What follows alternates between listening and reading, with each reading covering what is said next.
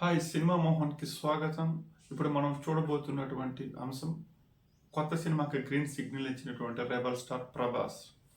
టాలీవుడ్ అగ్ర హీరోల్లో కొత్త సినిమాలను పూర్తి చేస్తూ ఆ సినిమాలు పూర్తి కాకుండానే మరొక కొత్త సినిమాని ట్రాక్ ఎక్కిస్తూ దూసుకెళ్తున్నటువంటి హీరోల్లో ప్రభాసే ముందు వరుసలో ఉన్నారు.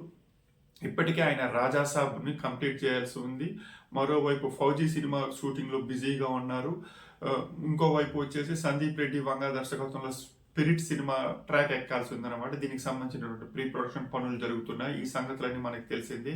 ఇవన్నీ కాకుండా సలార్ 2 వచ్చేసి దానికి సంబంధించినటువంటి పనులు కూడా కంప్లీట్ చేసే పనులు ఉన్నాయి. అలాగే కల్కి 2 కూడా హోల్డ్లో ఉంది. ఇవన్నీ ఒక ఎత్తు అయితే, ఇవన్నీ కాకుండా ప్రభాస్ తాజాగా మరో కొత్త సినిమాకి గ్రీన్ సిగ్నల్ ఇచ్చారనేసి టాలీవుడ్ వర్గాల సమాచారం. ఇంతకీ ఆ సినిమా దర్శకుడు ఎవరో కాదు, ప్రశాంత్ వర్మ. హనుమాన్ సినిమాతో టాలీవుడ్లో సెన్సేషన్ క్రియేట్ చేసినటువంటి యంగ్ డైరెక్టర్ ప్రశాంత్ వర్మ. హనుమాన్ తర్వాత ఆయన జై హనుమాన్ సినిమాని చేస్తారు అనేసి ఆయన అధికారికంగా ప్రకటించారు. అయితే ఈ గ్యాప్లోనే ఆయన ఏం చేశారంటే బ్రహ్మ రాక్షస్ అనే ఒక సినిమాను రణవీర్ సింగ్తో తెరకెక్కించడానికి ఆయన కథ వినిపించారు.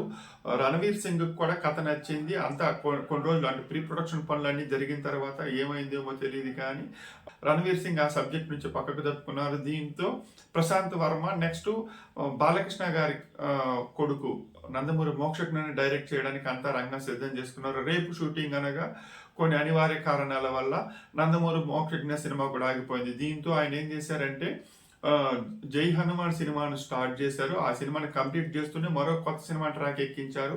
ఆ సినిమానే బ్రహ్మ రాక్షసు.